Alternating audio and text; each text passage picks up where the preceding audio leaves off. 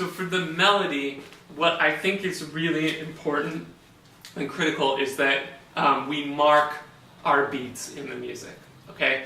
If you haven't done this before, basically what you're going to do is, we're in 4/4, so each measure, you're just going to graph out 4 hash marks where the beats are, okay?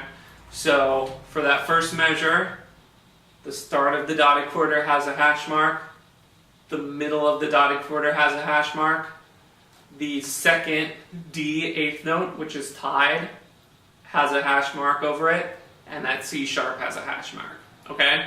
If you're confused, sit down, remember how many beats each of those notes gets, and think about where those beats are going to fall in the measure, okay? Once you've done that, put on your metronome and try to clap out the rhythm. So for that first measure, here's what it's going to sound like with the metronome, clapping the rhythm.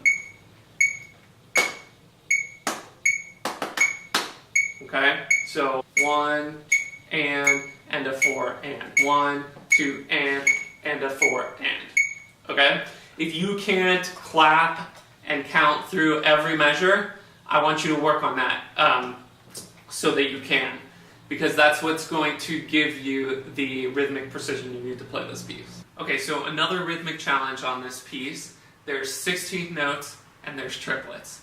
And we have a very similar kind of rhythmic phrase that happens at the end of a measure. Sometimes it's with triplets and sometimes it's with sixteenths. And it's really important to make sure that you're playing those accurately and differently, okay?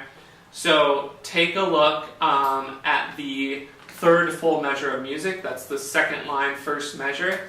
There's triplets at the end, okay?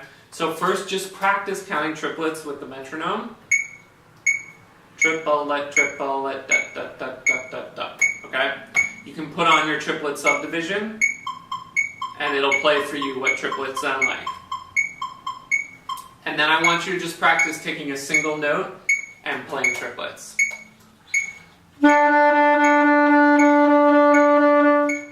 Incorporate that with your notes. And now the full measure.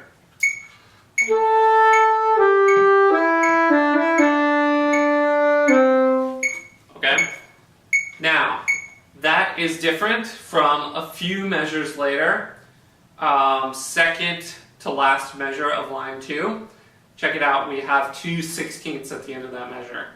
To hear what that sounds like, here's our 16th note. 1 E and a, 2 E and a, 3 E and a, 4 E and a. Okay?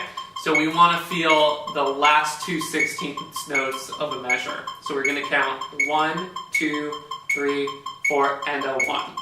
Okay? Try again. 1, 2, 3, 4, and a 1. Okay? Now let's just play those 16th notes. We're going to count rests for the rest of the measure. 1, 2, 3. One more time. 1, 2, 3. Okay? And now let's try to play the whole measure.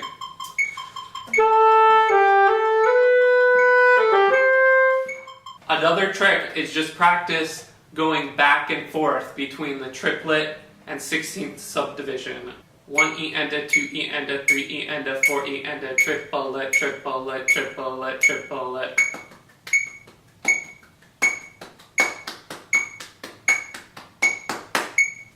Switch off every beat.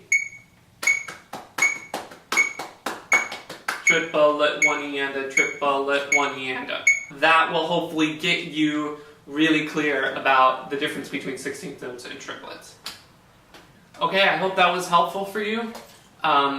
If you have any questions, feel free to email me. You can find my contact information at my website, maxschwimmer.com. Good luck!